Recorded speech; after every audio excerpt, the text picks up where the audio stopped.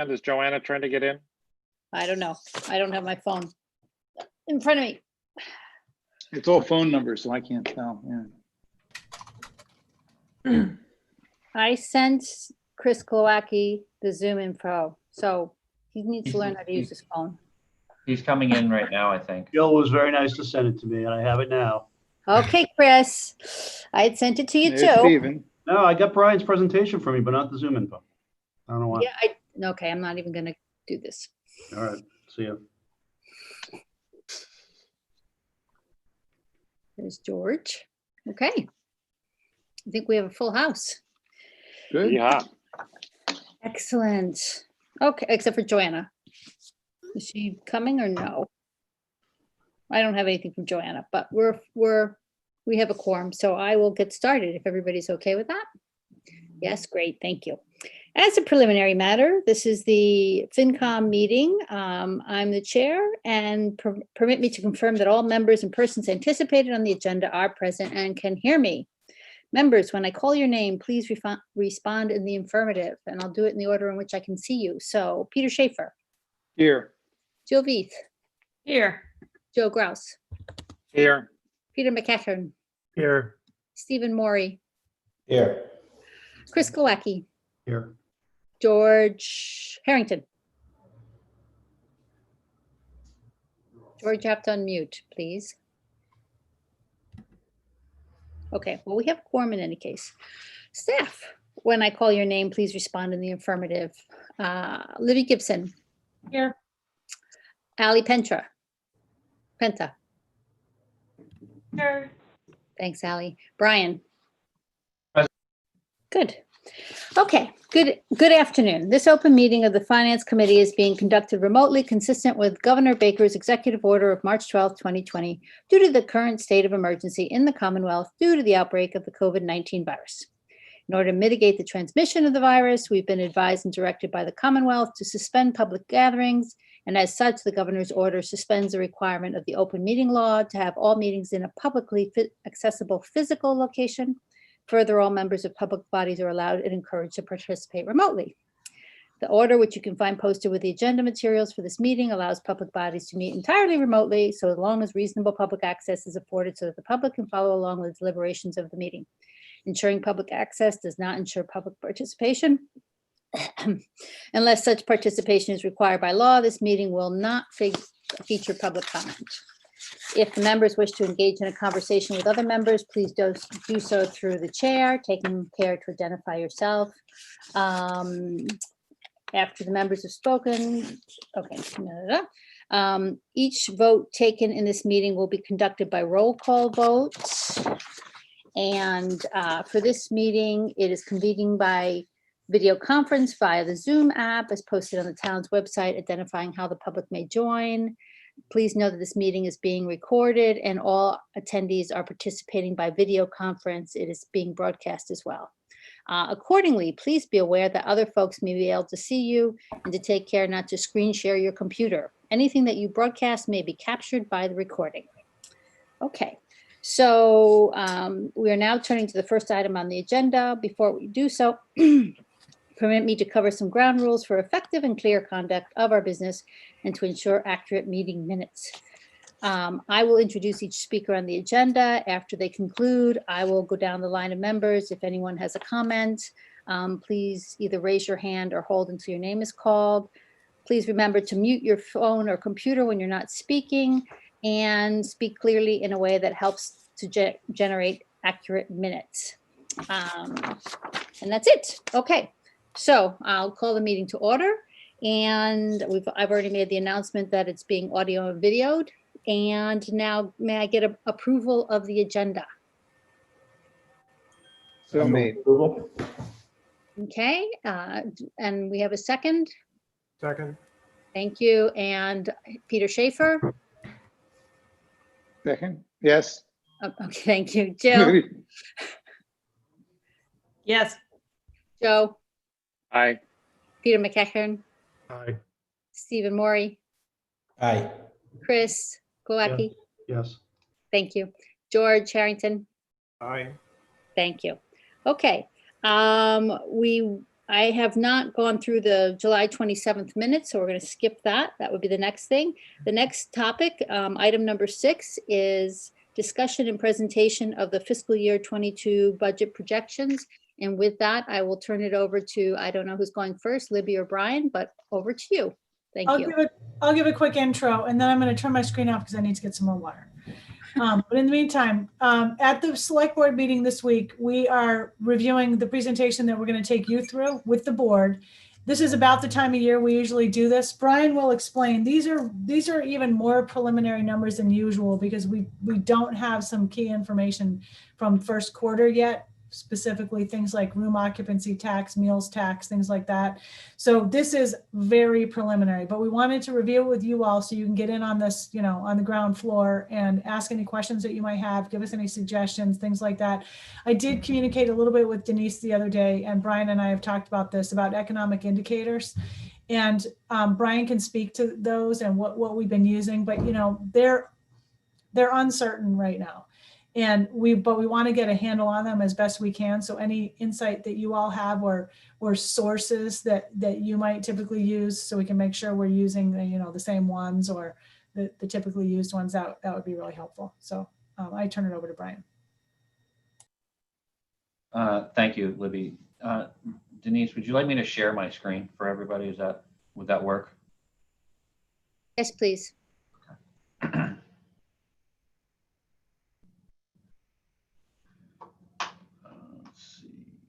Slideshow. With the shared screen, just a heads up, if people have, I'd ask that we save questions till the end because otherwise we can't see, I can only see 5 people at a time. It might be a more clever way to do this, but I don't know how. And I haven't yet to figure out how to get more than 5 people. So if somebody raises their hand and you're in the 5 I don't see, I won't be seeing your hand. Can everybody see the screen, the presentation? Yes. Okay. Yep. So thank you for the opportunity to go through the general fund preliminary budget projections. Just one note of caution, as the manager said, this is extremely, extremely early, and I can assure you in this environment, it'll change many, many times before we get to the December presentation to the select board, and given the uncertainty could change even after that. That's just how fluid some of the situation is that we're working with. So the first page of the presentation, again, just kind of takes everybody through a little bit of a refresher because most people only really see a lot of this on a one-time and annual basis. Just what is Proposition 2.5? What is the property levy, and what is how do we calculate that on an annual basis in working with Department of Revenue to be able to set the threshold for what we can raise in real and personal property taxes. The second slide really just explains how we can increase that levy limit on an annual basis. The statute that set the Prop 2.5 does allow us on an annual basis to increase real and personal property taxes, the revenue that we can raise by 2.5%. It does not ensure that your tax bill will only go up 2.5%. It strictly deals with the revenue in real and personal property taxes that we're allowed to increase or raise on an annual basis. The next factor that we can add in is any new growth, which is done through a comprehensive review of the permits from the prior year. We can also raise the levy limit via overrides, which are a permanent increase to the levy limit and stay with you from the time of the vote moving forward. Or a couple different types of temporary exclusions, being a debt exclusion, which is usually just stays for the life of the debt service that you associated with that project, and or a capital exclusion, which we have used a few times in the past, and we've raised that for capital items on an annual basis. So it's a one-time. We've used it as a one-time raise to the tax rate. There have been communities that spread it over maybe 1 or 2 years, but typically we've always done it over 1 year. So this is a very, very early projection and for fiscal 22. And the reason that I say it's extremely early is that we still have not set the tax rate for fiscal 21. We are in the process of submitting all of our values and new growth calculations to the Bureau of Local Assessment for them to start their review process and for them to approve it. So the numbers here, very likely that they'll make some adjustments to them and as we go through it. So Last year, the maximum allowable levy that we could raise was $89,625,000. The allowable levy before debt exclusion limit was $80,630,472. That becomes the basis for all of the calculations to begin for fiscal 22. So from that projected limit for fiscal 21, we've increased it by 2.5%, which generates approximately just over $2 million in additional revenue that we can raise. We have projected new growth at 700,000, working with the assessor to see if that's possible to revise or refine that upward. I don't envision that we would refine it downward, but that's a very early projection that the assessing department is comfortable with as we speak today. And of course, as we move through the process, if we get more information, we'll work to increase that if we feel that it's appropriate.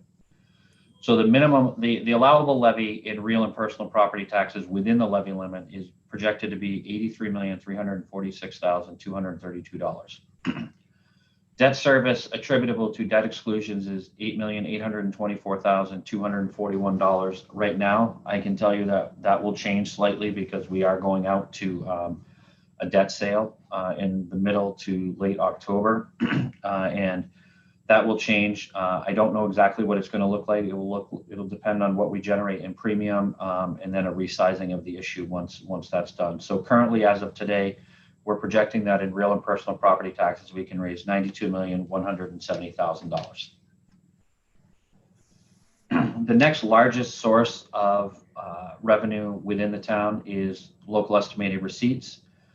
We've put on this slide, I put originally what we had projected at this time last year for local estimated receipts. It was a little over 12 million, just under 12.1 million.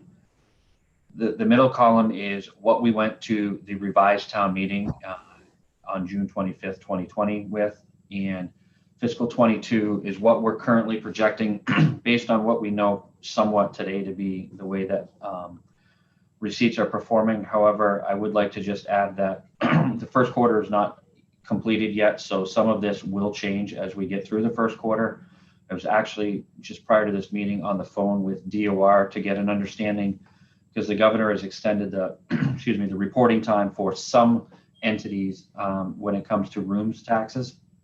And generally, who it will impact is if your entire tax liability, regardless of the situation, is less than $150,000, you are now have an extension till May of 2021 to report and pay.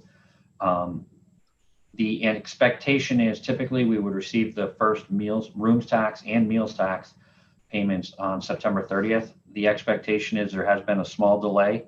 The expectation is that the rooms tax payment, rather than be on September 30th, will most likely be sent to the communities by October 9th. So a couple of weeks after we would normally, or about a week after we would normally see it. Meals tax will still be on September 30th. So we have added some meals tax based on the fact that there's obviously, when we did the revenue projection for the revised budget in April and May, we really did not have a great handle on what the dining situation was going to look like, which is why we actually removed it in its entirety, because we were very unclear whether there would be any meaningful restaurant season on the island at that point. As we all know, with the outside dining, it certainly appeared to be more robust than we had envisioned. So we have put back $350,000 as an estimate for fiscal 22. The first quarter payment that we receive in October will really inform us about of how the rest of the year may go for us. So it's something that we're anxiously awaiting to see if there's any potential to make some changes, hopefully upward in that category. We have also, under the licenses and permits, increased it by about $270,000. We've increased it based on the fact that we are seeing an uptick in filing fees with the HDC, which ultimately will ultimately lead to, upon approval, potentially an increase in plumbing, wiring, or building permits. And we've also, if everybody remembers, when we did the presentation in May for the revision, we had eliminated concession rental payments. We have included and made provisions for payments in 22 for the concessions being Surfside, Children's Beach, and Jetty's Beach. So at this point, we projected a 16% increase over the 2021 revised estimates. Again, we're reviewing receipts pretty much on a weekly basis, and at the end of the quarter, we'll have a little bit more clarity and a better view on where these we may be able to be increased, or whether any other revisions need to be made to them. This slide really kind of shows the revenue projections and where we, the changes on a total basis. For 21, we had eliminated abatements and exemptions from the calculation based on a discussion with the assessor. So we actually will be, based on another discussion that I had with the assessor today, we believe that we can take that number down because there is more than likely enough in the reserve that we could handle any abatement requests that may come through, or exemption requests that come through for fiscal 22. So we will be making a small change to that. Local aid, if you remember, during the May presentation, we had taken down by 834,000 because we were very unsure of what the Commonwealth was going to do. Actually, we're still unsure of what the Commonwealth is going to do because they don't have their budget settled yet for fiscal 21. However, the two largest accounts that they have on the cherry sheet, being Chapter 70 and unrestricted general government aid, they have committed to level funds. So for fiscal 22, we have gone back to the $3.8 million estimate because we do feel comfortable that at minimum in fiscal 22, we'll end up back at that number. So all told, our projection for fiscal 22 is $103,553,083, which is still just about $2 million less than where we were heading into the April town meeting. This slide here, we just take you through realistically what we've done over the last 5 years and the growth rate in some of the revenue sources. Preliminary expenditures for fiscal 22. Salaries for the town and school make up the largest portion of the budget. We have not made any provisions for changes due to the fact that the town's still negotiating its contract and the school still is working through what they're going to look like for 21. So I'm waiting and working with Martin at the school to identify what that salary line structure will look like, and then we'll be able to make the projection into fiscal 22 for them. So we're still projecting at minimum $47,507,000 in salaries for town and school. The formulas within this projections are automatically increase the operating expenses by 2% to get us an idea of where this will ultimately land. So that has been factored in. Medical insurance, based on the discussions with NFP, our consultant, while we do think that we'll be able to continue to get this number lower, is currently at 10% increase, which is typically the starting point that they recommend for us being self-insured. We're only 2 months into this fiscal year, so it's not a lot of data to really be able to accurately predict what the claims history will look like over the remaining 10 months. So we started at 10%, and we are confident that that number will be able to be adjusted downward. Then we have labor's union pension, the workers' comp and life insurance. Workers' comp is most likely projected to go up about 10% this year. Unemployment insurance, I don't believe we'll have to make a provision for an increase at this point still. We still continue to enjoy the lowest rate available to municipalities, so we're comfortable with that number. General insurance is something that we're beginning to work on. We've programmed about a little over 15% increase in that based on where we ended up this year and based on the discussions with the insurance company that our property carrier. Most likely, we will be putting that rather large book of business out to a competitive procurement again for fiscal 22. Given all of the severity of the various storms that have occurred in the last 12 months, we are bearing some of the repercussions of the catastrophic losses, but also the fact that they rate us a little bit differently because there is wind exposure that they certainly try to mitigate and ensure that they have the protections in place for themselves. So we're starting to see these creep up a little bit, and I think that it's prudent for us to go through the competitive procurement process again, like we did 4 years ago. Retirement continues to increase at about just over 8.5% on an annual basis through, I believe it's 2036 when the schedule will be fully funded. Debt service is projected to be $9,371,000. We do have about $500,000 of projects within the general fund that are within the levy limit that are not debt excluded projects. 2 of those are actually will be falling off after fiscal 22. So all told, general fund, $93,205,787 projected today. Obviously, the manager and town administration are beginning to start sending out the budget instructions, and we'll be working through the budget process with all the departments as we move through this. So this most likely will change in some facet, shape, and form as well. Other articles, if everybody remembers last year, we could not use tax dollars for our island home because of the fact that the override, the permanent override did pass. And if we had used any tax dollars, it would have automatically triggered the raise and appropriate for the override. So we used free cash last year. We have put in as a placeholder the 3.5 million, which is what we used in free cash last year to cover that, to transfer to our island home as a starting point for discussion. We've increased the 2 solid waste subsidies by the 2.5% annually, which gives total other article appropriations of $12,797,000. Other statutory expenditures, fiscal 21, the state has issued guidance, new updated guidance on the assessment side. Even though they don't have the revenue side of the budget, they do know predictably what our assessment will be. So the assessment for fiscal 21 is projected to be $984,000. The majority of our assessment, just over $865,000 of that fiscal 21 number, is for the NRTA. With that, we can try to build a baseline projection for fiscal 22, and we're projecting that the assessment for fiscal 22 at this point will be just a little over $1 million. Again, the majority of that all coming from the NRTA. We're projecting total expenditures preliminarily as of today of $107 million. We have projected revenue of $103 million, which will leave us a $3.4 million deficit.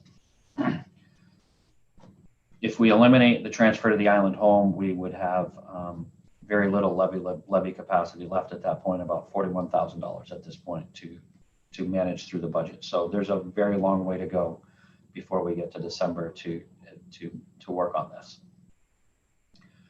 General fund other articles, what makes up that $2.7 million? We've taken out unpaid bills from the raise and appropriate portion because we consistently pay for those through transfer from other funds or from free cash. County assessment projected to be $170,000. We're projecting the same $650,000 for health and human services. The reserve fund, the $500,000. And we have put back in here a commitment to begin redoing the $500,000 for OPEB. We did make a commitment to Moody's that we believe that this would be a 1 year. So at this point in the process, we have put the $500,000 back in. Obviously, as we work through this, it could be subject to change or a different funding mechanism, be it free cash if we have that available to do. And then minimum capital funding of $974,000 gives us $2,794,000, which was on the prior slide. Again, we do the same thing here with revenues from expenses from 2016 to 2020, just showing the growth rate overall within the town on a compounded basis. To be determined as of today and as of this meeting with FinCom, free cash. We're expecting to have free cash to be certified the week of October 9th. We typically always submit it to be certified the week after we have our annual audit. That audit is scheduled to take place beginning on September 28th and concluding on October 2nd. So at that point, we will be prepared to submit to DOR all of the paperwork to certify both free cash and retained earnings. Local estimated receipts, as I explained, is the first payments won't be until September 30th and then most likely on October 9th for rooms tax. So those certainly, rooms and meals are 2 of the largest generators of revenue from the local estimated receipt side. By December, we typically have received most, if not all, of the budget or very close to it. And usually the last 2 quarters of the fiscal year are significantly smaller due to the timing of what quarters those are from. Union negotiations are still in process and have not been completed. So the impact to the 22 budget has yet to be determined based on those. Again, health insurance, as I said, we started with 10%, but most likely we'll be able to lower that to the extent possible. We will do the best we can. Retirement assessment based on the funding schedule, it has been at 8.5%. Some of that depends on the discount rate that PARAC establishes and works with all the retirement community, retirement boards to look at. So it has projected to be at 8.5%. It certainly could change slightly depending on what the discount rate that they're using for their investments is. Local aid is really, we've projected back to where we had projected originally for last year. It's really one of the bigger unknowns because as of today, the Commonwealth, at least I believe, they don't have a budget for fiscal 21, which will impact moving forward into 22. We have year-round NRTA on here. Just the impact of that, the continued impact of that is certainly has increased the cherry sheet offset charges. So it's just something we continue to monitor and look at. A potential override specific to our island home, as everybody remembers, it did successfully pass the ballot last year. Due to circumstances, we do have to redo that whole process this year. PFAS is a very large unknown at this point. The airport certainly is working their way through it, and so it's something that is still out on the horizon for the town. And joining the Cape and Islands Water Protection Fund or starting implementing our own wastewater infrastructure improvement fund is still something that we internally are discussing and navigating, which is the best way to get at the infrastructure for both sewer and water. So with that, I certainly will entertain any questions that the committee may have. Thank you, Brian. And, you know, Brian and Libby both, thanks for the preliminary look before it goes to the select board on Wednesday. What I'd like, Ally, could you, Jill and Joanna both, Jill got bumped off and Joanna still can't get in. Could you resend it to them and see if they can join so they can ask questions? And then what I'll do. I'm locked out of the meeting as well. I'm not an administrator for this meeting, so I'm Okay. also sitting in the waiting room to get let in. Okay. Sorry, I think it's NCTV email. I think Peter can let people in. I can let people in? Peter Yeah. Schaefer? As a co-host, you can. How do I do that? Denise, is it okay if I stop sharing my screen at this point? Yeah, please, Brian. And then if people have questions, we'll have you jump back. But I would like to see if we get Joanna and Jill back in for a minute here before we go further. And what do I do to let people in? That I don't know, Peter. There's a list of participants and you should see a waiting room. I don't see a waiting room. Participants, yes. Waiting room, 3 people, admit all, got it. Thank you. Hey, Okay, nice everybody job in? co-host status there. That's You pretty see good. that? Pretty good, huh? I know. Yeah. Power's a big thing. Mm.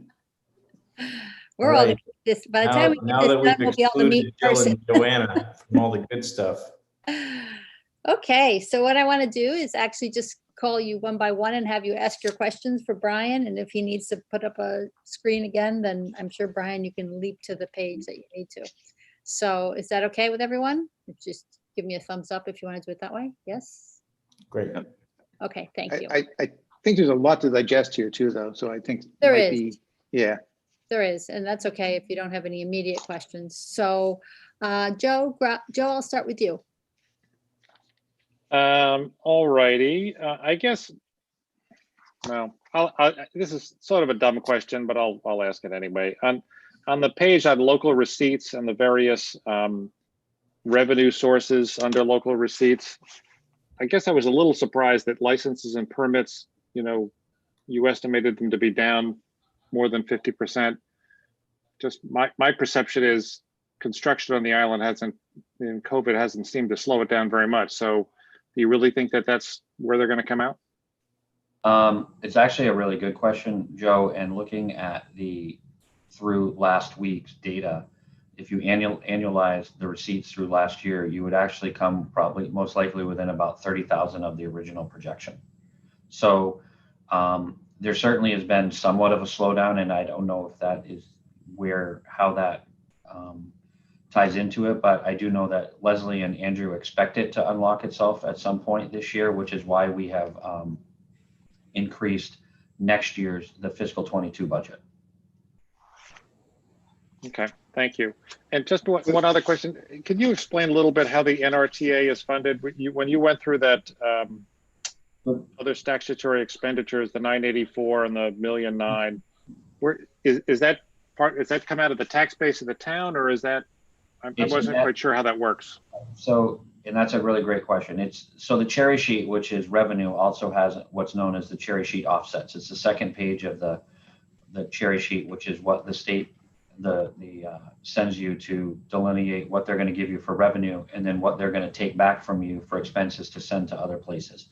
The majority of ours is all NRTA. There's small amounts for special education payments, and if we have anybody who is participating in school choice and is going off island for school choice, that money is withheld from state aid for us and then sent to the institution that the student may be going to, just the same as the money is withheld for the NRTA and then is sent directly to them. So we projecting that we're going to get $3,880,000 in state aid, but we actually lose about $1 million. We then have offsets that we give back to the state of $1 million annually. Oh, okay. So it starts as state aid, Yes. 3 million, whatever. And then Nantucket has the NRTA, which needs 800, whatever it is, $800,000 or $900,000. So the state sort of cuts the state aid and pays the NRTA directly. So they just send us the net on a monthly basis. okay, thanks. I'm done. Anything else? Okay, thank you, Joe. Jill? Brian, sorry, I missed that because of the technical difficulties here, but what was the reason for the licenses and the permits being kind of way off budget?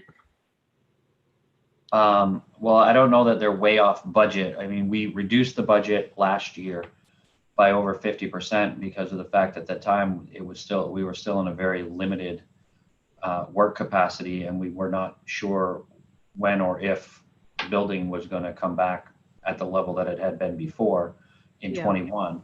However, in talking to the building department, certainly filing fees are up with HDC, which typically and eventually will lead to potentially increased building permits or plumbing or wiring inspections. So in talking to them, we are confident that we could raise it. We're still working through what that level will look like. At this point, we've raised it by about $200,000 in there.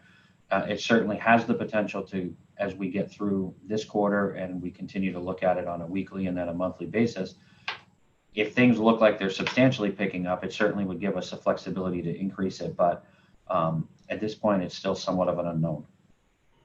Okay, and is some of that related to, like, didn't they suspend payment from Jetties or from Sandbar? Well, Was it delayed or deferred or? No, there were payments that were suspended, and those we've built in the budget that we had built for the June ATM. We had actually not taken into account any payments from the concessionaires. Mhm. In this, we have built in some payments from the concessionaires to account for at least one payment. It possibly, depending on continued discussions, could account for more payments, but that's the starting point that we use to be somewhat conservative, to not have to, as we went through this, make a different decision that required us to substantially lower revenue. It's a lot easier to work through it increasing revenue as you can versus having to cut it and make substantially different changes to the budget in that process. So are they going to pay? So are the concessions going to pay now, or we don't know? It's still kind of up to the select board, I guess, to decide for next year. It'll be up to the select board for next year, and that'll be a continued discussion that we have. But at this point, we've included one. Anything else, Jill? Not right now. No, Peter thank you. Schaefer? Thank you, guys. Yeah, Brian, I'm just a little confused. Maybe you can enlighten me on the new growth, I guess the potential new growth taxes going down. When I look around the island, and I mean, I live in a very developed community, and I can see 2 brand new houses from my house. Do we have a number of building permits that were issued this year against last year, or something that we can use for a gauge besides just a number? Well, it's actually a really great question. I can tell you that the office and our outside consultants, they review every building permit, and they go out and review all of the projects to figure out what percentage of completion they're at and whether we can pick up any new growth. I can tell you that in all of the 6 years that I've been here, we consistently have started around $700,000 as the basis and the benchmark. The average has been slightly higher than that on an annualized basis, but it has certainly been where we have started. And as the assessors department goes through the permits and is out in the field doing inspections, they get a better idea of whether they're comfortable on raising, whether we can raise that comfortably or not. So it's something that we have done at that level. I don't know that we want to get, push it too high until we get certification for new growth for fiscal 21 to ensure that the state accepts all of the calculations that we've made in terms of the new growth here. It most likely potentially could be over $1 million this year, but that's where the assessing department is comfortable for fiscal 21, and their comfort level, given the fact that they really haven't started into review of all those permits, is starting at the 700, and we'll increase it if we reasonably think we can get a substantial amount of new growth picked up for fiscal 22. Okay, thank you. Peter Schaefer, anything else? No, I'm good right now. Okay, thank you. Peter McCachern? Yeah, Brian and Libby, I guess I want to comment maybe to Peter's concern about the building permits. I happen to work with one of my managers is the president of the Builders Association. And just to remind everyone, when COVID, which was still in the grasp of building, has sort of ceased to take place for a period of 4 to 5 months. Going forward, the revenue is what it is, and I don't like to use that commentary. I'm going to make a comment or a question about the expenses in a second, but my fear is the to be determined. If you really kind of go to the last page, Brian, of your presentation, there's a lot of, I think there's more downside than there is upside of potential monies, and that's in the form of revenue and expense. And my question would be, how much leverage does the town have on, looks like we were asking for almost $3 million more in expenses. How much leverage do we have as a community, or you as the operation of Libby and Brian, to make that no increase on the expense side?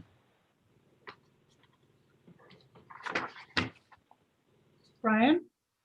How much leverage do we have? Yeah, you're projecting what, 2.6 more in expenditures.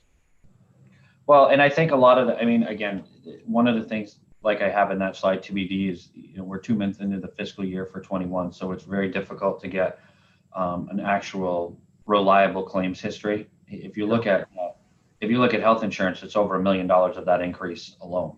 I think it's like, memory serves me right, it's about $1.3 million on that total increase. Yeah. So a substantial amount of it is related there. There's a substantial amount of it related to our general insurances as well within those two lines. So I think that we work very hard with all the departments. So I think that we have the ability to, I don't know if I could get it completely to zero, Peter, without having some operational changes that, and service level changes. But I think that there's a possibility to get it to a much better number. It's going to take the next couple months to get better data to be able to get to that point where we can say, I can lower health insurance by $400,000 as a starting point. When I talked to our consultant today, they said it's just too early for us to do. And again, it is one of the largest line items on there and increases on there projected right now.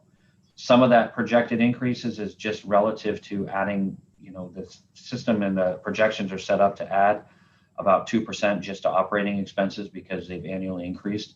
That's certainly something that could be looked at. So I think that there is the capacity and the leverage to make some of those changes to the budget in a downward motion, to answer your question. So what if there's one item on the to be determined that will keep you up at night, which one is it? Health insurance.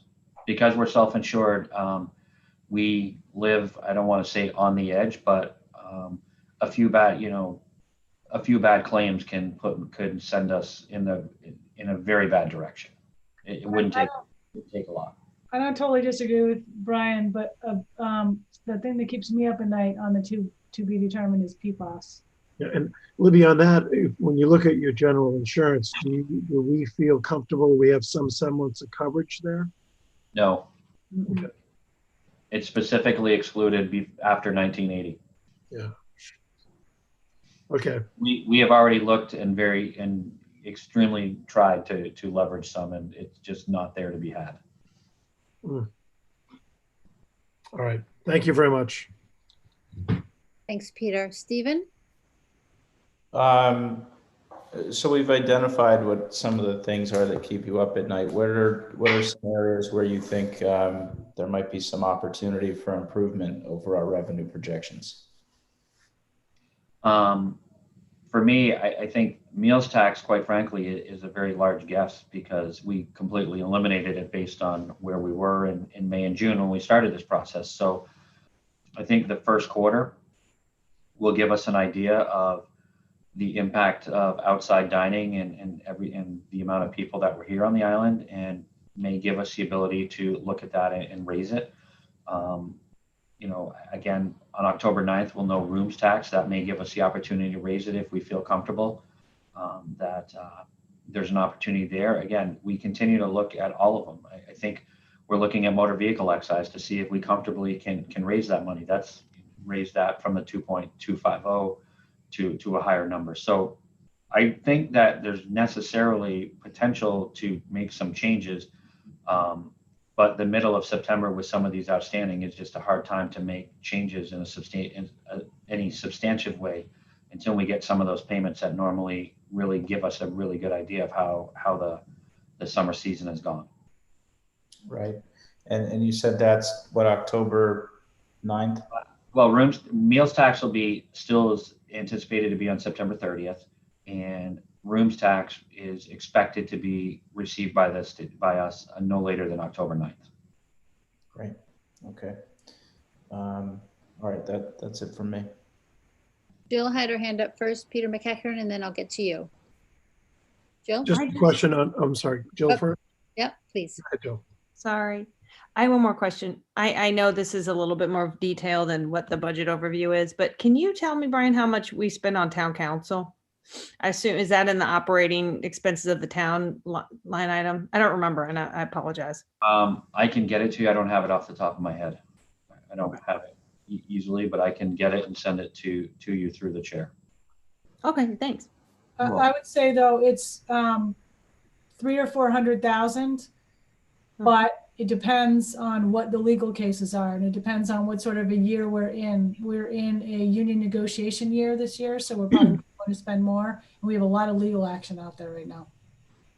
Yeah, that's what I figured between everything happened last year and this year and rolls over. And, the spring was really busy. Town council was on every meeting. So I knew that was driving up costs. So some of that can be covered through the CARES Act funding that is specific to COVID related expenses, but there's a lot of other non-COVID stuff. Yeah. Thank you. Peter McEachern, you had another question? Yep, Brian, on the meals tax, what Stephen just mentioned, it triggered something. Do you differentiate what the percentage is from restaurants as opposed to function coordinators and caterers on island? We don't. The state just sends me a lump sum value and doesn't tell me what it's made up of.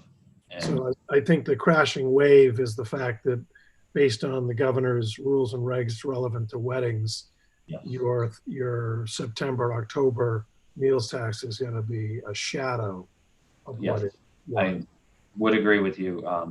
I wish they would send that breakout in that, but they don't do that for us. I think, your community is an anomaly. I would almost want to think that you'd want to ask those questions and see what they say.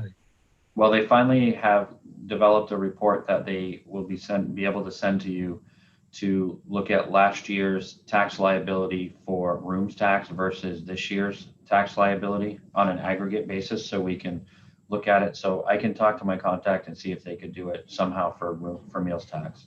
No, that would be great for us. Thanks. You're welcome. Chris? No, everything's been covered that I had questions on. Thank you. Thank you. George? No questions from George. Okay. Joanna is missing in action. Joe? I guess this is sort of a macro question, but I remember, Brian, you gave a presentation to the select board sometime last winter, where you talked about the growth rate of the levy limit and the growth rate of overall expenditures. And I guess I'm struck by, are we looking at sort of the beginning of the end of the good times? I mean, you've got a $3.5 million operating deficit.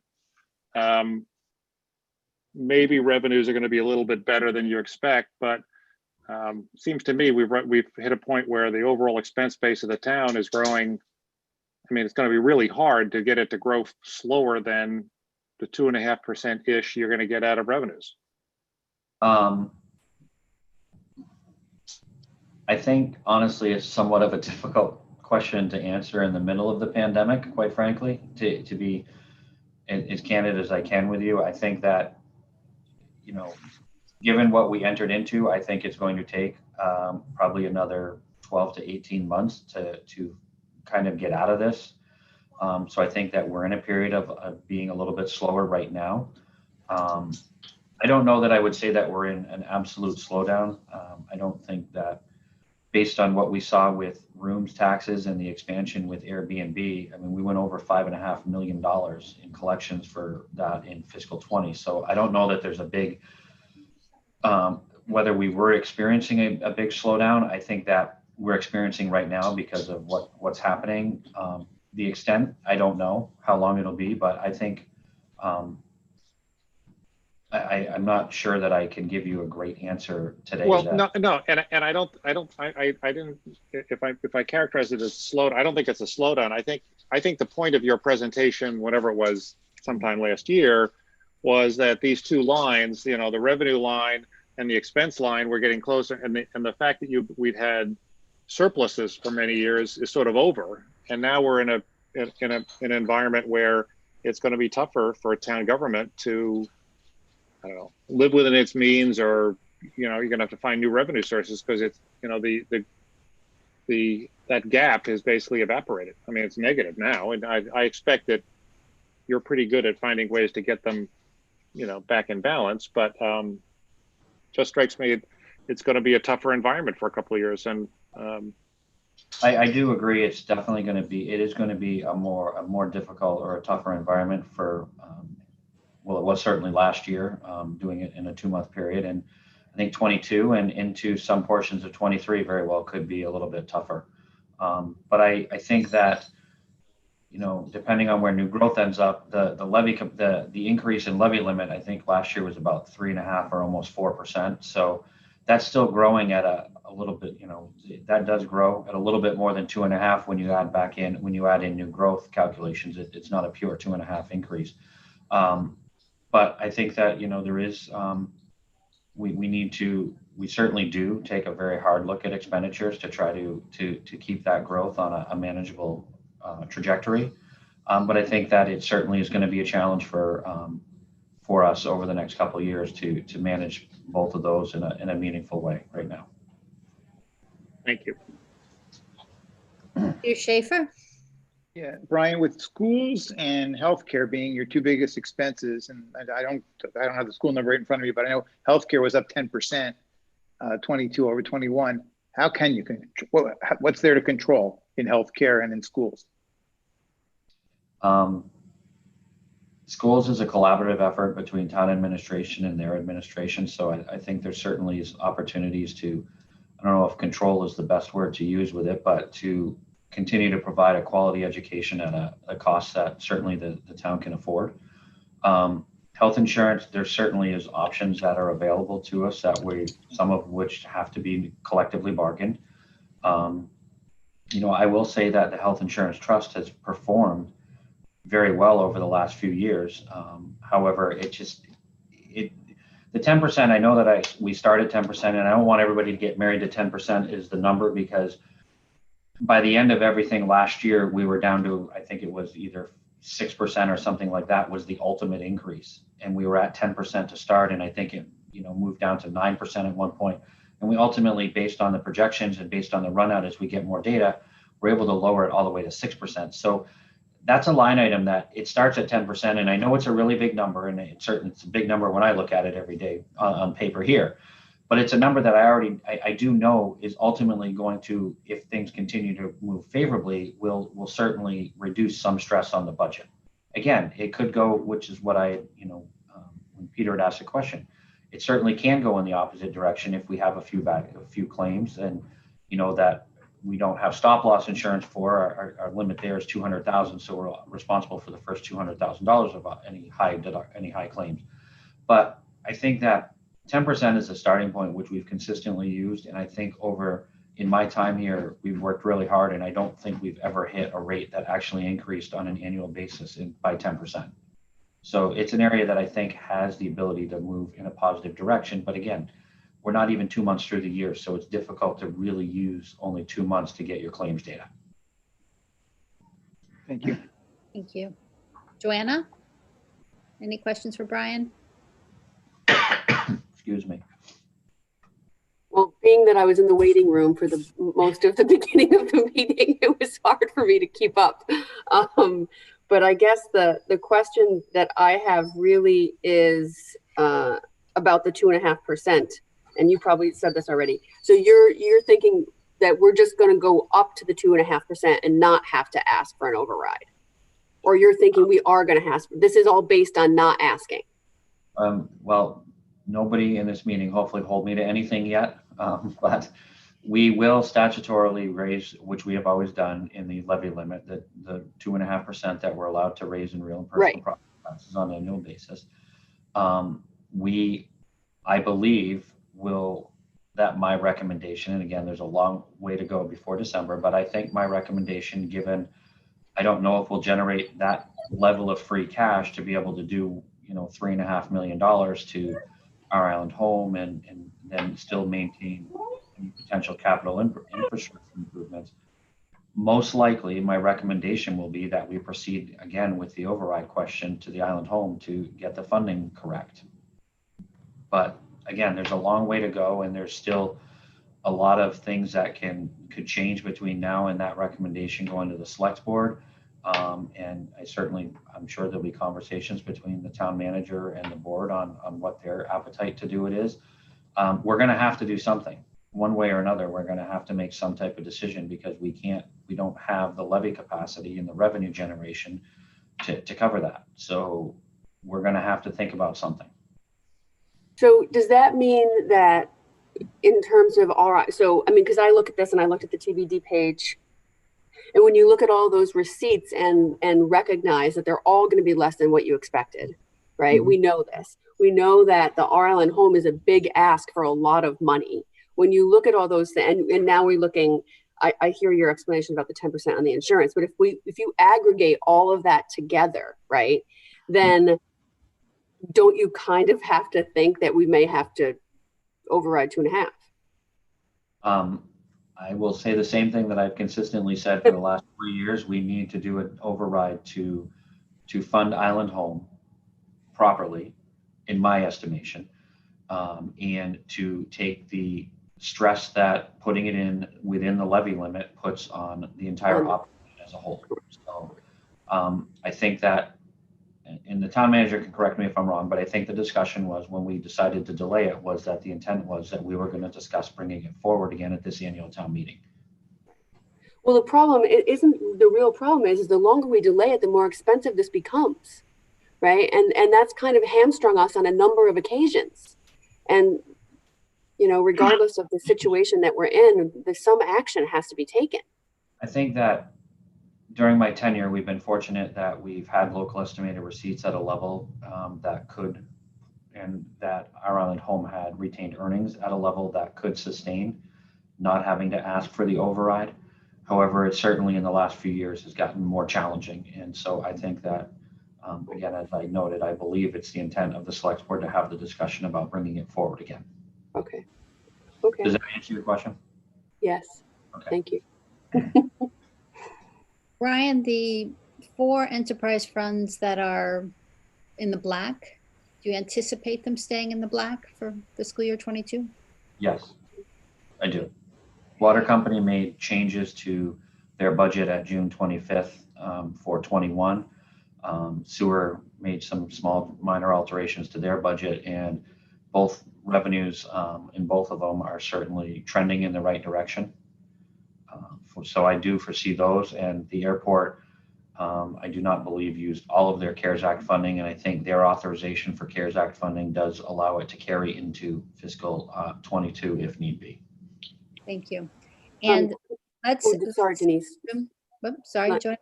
I just have a I still have another. Yep, my turn still, Joanna. Okay, I just have a question about the wanna comment. So let's say, just for my benefit to understand, everything lands such that we have 100 million in revenues and we have 110 in expenses, and there's just no getting around it. How do you fund the $10 million the $10 million shortfall? And I realize those aren't the numbers, but I'm just doing easy math for me. I think I'm going to defer this one to the town manager. Well, this isn't the first time that we've had a discussion like this. And remember that these are very preliminary projections. No, We I know. I just was always curious. have a deficit at the beginning of the year, almost always. And if we weren't going to seek an override, we would have to cut expenses. We would, Okay. I mean, you know, we have talked about what services would we not offer anymore. So the rule is that the town budget has to balance. Yep. Okay. We Okay. cannot set a tax rate statutorily without a balanced budget. Okay. I just wanted to confirm that it wasn't a question of you could raise debt, or I didn't No. think you could raise debt for operating expenses, but I just wanted to ask the question. So, We cannot raise debt for operating expenses. okay, thank you. Joanna, your next question? Just back to the wanna comment, the water. So, you know, last year when they put their budget forward to us, they said that they were projecting less hookups than they had the year before. And I'm just curious about what they've actually had and what they're projecting, or what you think the preliminary projections are for the next year. Because we know their situation with revenue reporting. I will have to, I don't know, I don't have that readily available on my desk today, but I, again, I have a question from Jill that I need to respond to everybody through the chair to, so I will add that to that response. Okay. What we're actually for fiscal 20 and what they're projecting for 21 and what they're going to use for that projection for 22. Yeah. Okay. I will do that. Thank you. You're welcome. Are there any other questions for Brian? Please raise your hand. If not, we'll move to the next item on the agenda, which is committee reports. I do have one more, sorry. No, that's okay. Go ahead, Jill. Just because I know PFAS will keep going, and is that, if there are lawsuits from homeowners on the island, does that, they don't sue the airport enterprise fund, they just sue the town? Is that how that works? Well, the airport is a department of the town, so they would sue the town of Nantucket, and potentially those costs would be coming from the airport. Gotcha. Okay, that's all. Thank you. Okay, thank you. So on to committee report. So Jill, I'll just stay with you. Contract Review Committee, have you met yet? No, we've not. I haven't seen any traffic on that. Sorry. Okay. That was easy then. Okay, Peter Schaefer, I'll talk of I have two of them. The Senior Center Committee, we essentially are done. We submitted our recommendations to the select board and they'll review them and perhaps come back to us. There was a letter to the editor of in the newspaper last week that was totally erroneous, and I responded with a letter, so you'll see it this week, correcting all the mistakes that were in the letter regarding the senior center. So that's that. But secondarily, the Economic Recovery Committee, there is no Economic Recovery Committee. We never meet. It's basically controlled by a couple of people. And, you know, I really don't know why the town put it together. Okay, then. thank you. Joe, Neighborhood First. Let's see, Neighborhood First had a meeting, oh golly, I'd have to look at my calendar, a couple of days ago as a sub-meeting of the Affordable Housing Trust Fund. The primary business of the meeting was to approve minutes from last November of a couple of meetings. I participated through that vote, and then I bailed out. So I really don't have any, I don't think there was any other business from the Neighborhood First committee. I don't know, Denise, I think you and I were chatting. Was there was no other particular update on the property acquisition on Orange Street? Many of you may have noticed that there was an RFP listed in the paper for homeowners who may wish to sell their properties to the town for conversion to rental. I have been asked to be on that committee by Denise, and I think I was approved, correct? So Yes. Yes. when they actually have some RFPs to review, I may have something more substantive to say. Okay, thank you. Brian and I were at the advisory committee of the non-voting taxpayers, and on September 5th. And so Brian was stellar, I have to tell you, and did a great job explaining the town's finances to folks. And there was a lot of, as you can imagine, there was a lot of questions in general on how things went. And I think it was a pretty positive discussion in the end. It started out with the chair saying, "We are the Rodney Dangerfield of committees. We get no respect." And then it kind of went from there. So, but I thought the overall tone and discussion was excellent. Brian answered the questions. I explained how FinCom works and what we do. And overall, I think it went very well. I was then asked to be on the Nantucket Advisory Committee meeting on the 14th, where I basically had taken very good notes of what Brian had said the week before and just repeated that, and then explained what Finance Committee does as well. And that was also very well received.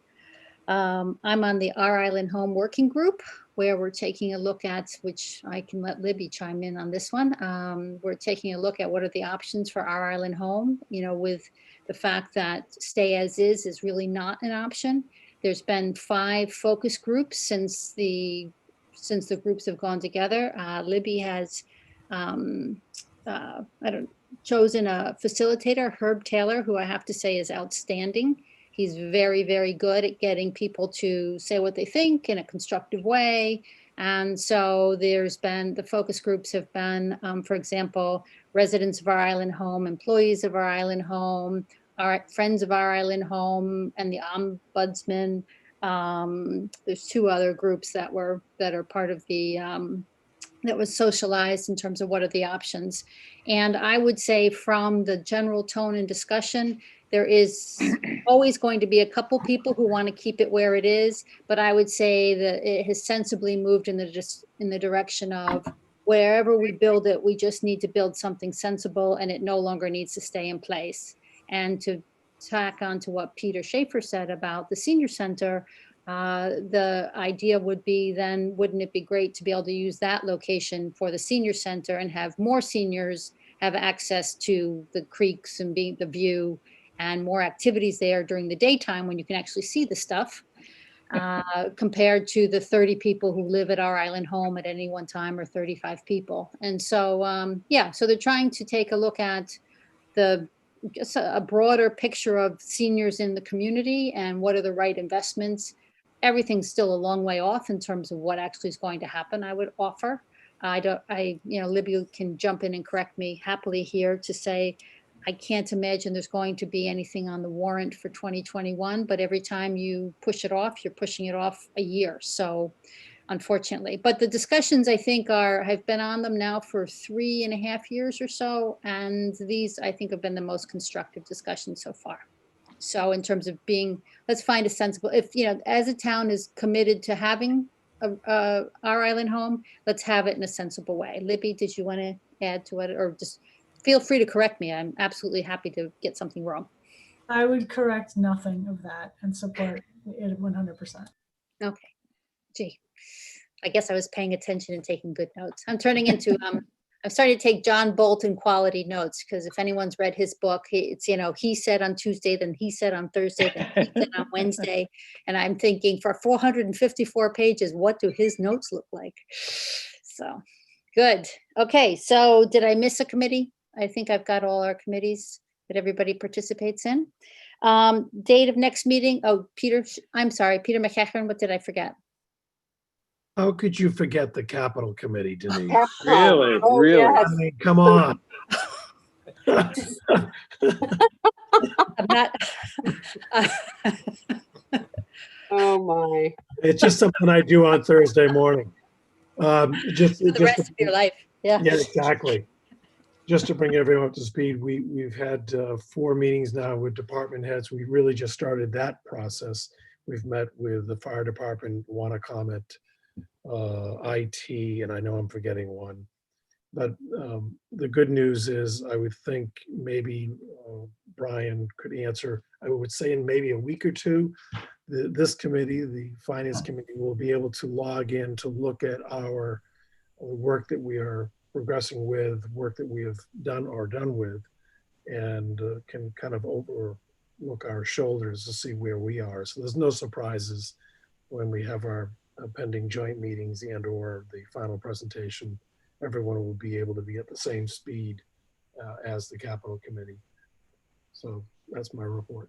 Thank you. And we did, I mean, full compliments to Peter and Stephen. We met with Stephen Welsh and Pete Kaiser early on, and Brian to get the 2 calendars synced this year so that we would get things in the order in which we needed to have them, so we could see them prior to when we do budget reviews and prior to them being presented to the select board. So the calendar that Libby sent out about 10 days ago, there was a significant effort on everyone's part, particularly Libby's and Brian's, to get it all in a sensible fashion. So I think this year's ATM schedule is as good as it's going to get in terms of being able to be very productive. And, you know, we have to wait and see. We'll know by November 15th how many citizens warrant articles there are. And then that will dictate our schedule for January and February, because if there's 10, then our life is obviously different than if there's another 50. So we'll take it from there on that. And is there any other business? I don't have any other than, we have a next meeting scheduled, but right now I think our very next meeting is, I don't have it in front of me. I'm sorry. I should have. Is it November 17th? Yes, yes. Thank you, Joanna. So we have another meeting in more than a month away. As and when we have as and when we need to have a meeting, if, you know, for some reason we do, then obviously I'll let you know all in advance as early as possible.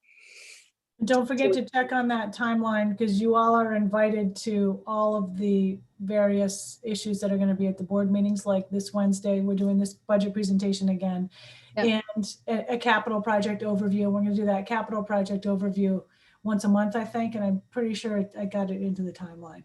If I didn't, Yep. it's in the next update. Good, thank you. Okay, if anything else? I don't see hands raised. So in which case, may I thank, number one, thank you, Brian, Libby, for the preview of the budget. Very helpful. Good job. Way to go, way to hustle. Because I have a friend who's a hockey player and that's all he says all the time. And I encourage everyone to tune in on Wednesday and watch Brian and Libby present to the select board and see what questions they may potentially have, or watch afterwards as you like. And other than that, I will ask for a motion to adjourn. Motion to adjourn? Second.